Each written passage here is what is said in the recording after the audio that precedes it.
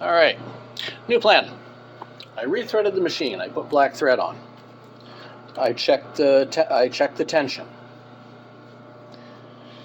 In the span of that much stitching, length of my hand, the span of my hand, which is less than 9 inches. In that amount of time, that thread broke 4 fucking times. So, new plan, we are not using black thread, not this black thread. I will see what else I have to choose from, and I'll show you what I got to pick from and how I'm going to pick. I'll also show you what's wrong with this thread. Now, you notice the massive difference in color from the side to the top. That's because this was left on a machine in the sun, next to a window probably, for likely a number of years. So all of the thread at the top is very weak. This spirals down, it's strong, it spirals back up, it hits that spot, and it breaks. That's all. This spool is garbage. It's shit. So this is an entire cone of probably 3 to 5 kilometers of thread, which is now shit. So it will be it will go the way of the dodo and the way of the banana peels and eggshells from breakfast and snacks. And yeah, I'll find something else. Okay, I'll show you when I got. Okay, so this black is garbage. This black is darning thread. It's a little too thick for the machine to be able to handle. The brown, it stands out too much against the black when it's stitching, see? Stands out like that. Let's see what else we have. We have a bright red, no. We have a white, no. We have a sky blue, no. And we have jeans thread, the gold. I'm not going to use the gold on this, because that is for jeans specifically. We do have military olive. It's not too blatant, especially stitched in. It's going to be a lot less visible against the background. So we will use that. We have a lot of it. It's about a 3 kilometer cone. So I'll rethread the whole goddamn thing again. And I'll turn you back on here when I'm up and running and finishing that seam. Well, I'll finish a seam, and then when I'm top stitching it, I'll bring it back up. So we got that line stitched. Before we top stitch it, there's another thing I have to do. And that is make sure that that seam is going to be inside the pleat, not just on the outside. You gotta know what direction. Oh. Do it from this end, great. Right here, ½ inch for the cab, as I said, if this is the front. 6.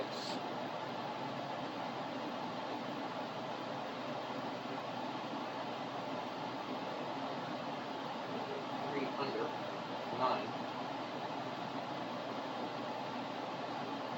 6. 15. 3 under.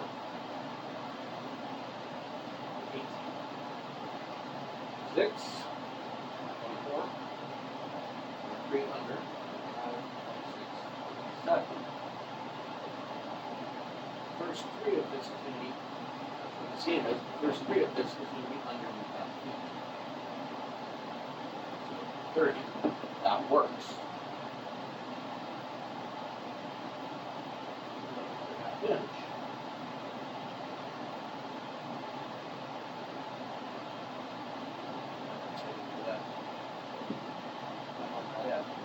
And that puts it right on the inside. So this one in front, that one the back, and we can top stitch. Let's come and show you that. Huge mess.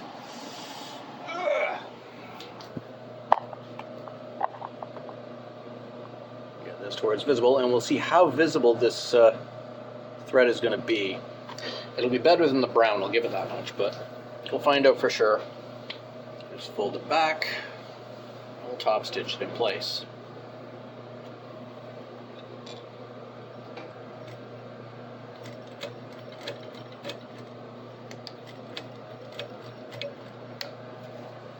Let's see what we got.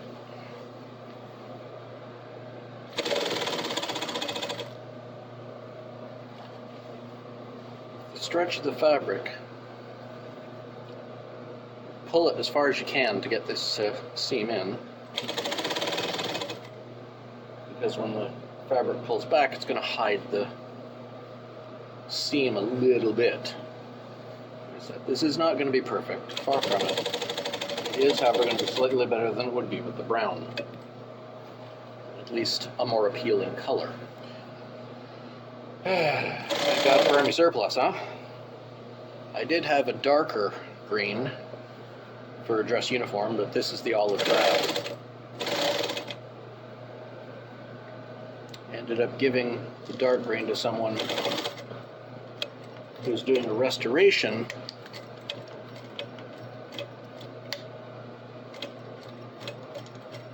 on an old military uniform for a veteran, so that's where that went. And we left the black in the bobbin because the bobbin thread is less likely to break. We got that. Now we're going to do a 1/2 inch hem all along the bottom, starting from the front edge.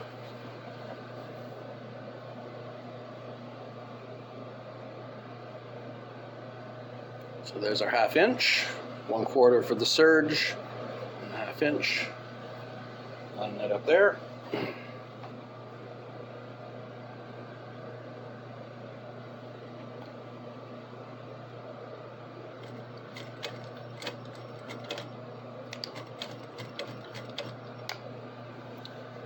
Again, we just line it up, make it roughly a 1/2 inch,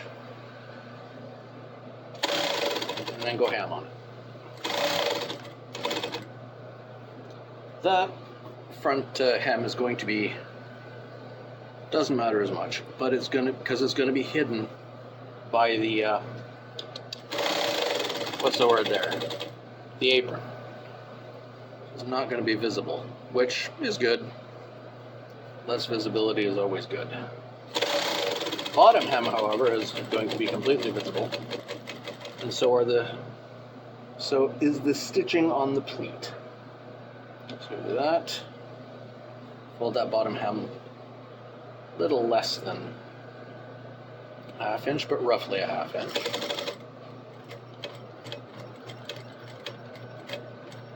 Right to the end, back 2 stitches. Then we turn it. And now we have the horror. Bottom hem on a stretch material, because you don't want to stretch it.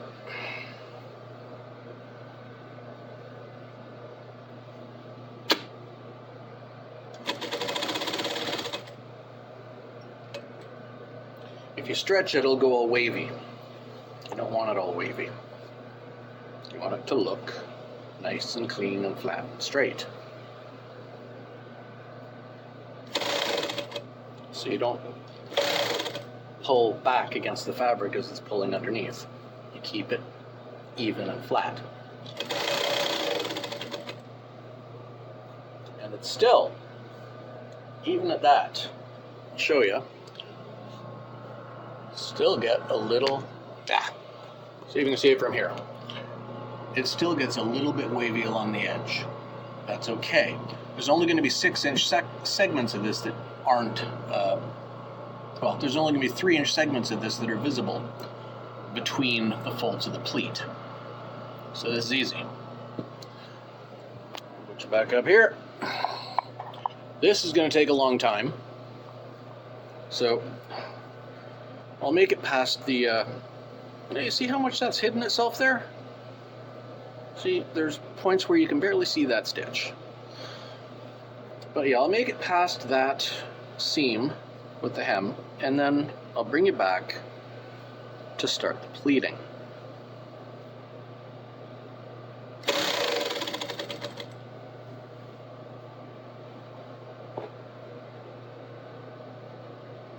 Don't pull. Keep everything nice and neat, level, even, and straight. Even push it a little underneath the foot so it doesn't pull, so it doesn't get wavy. Do as much as you can to avoid that.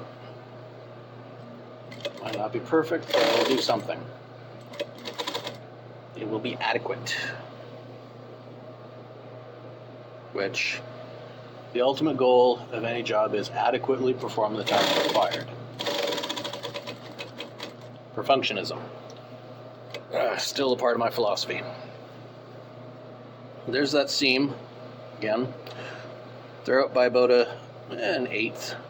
So you go by the lower, the shorter one to make sure it all goes underneath. Let's get past that.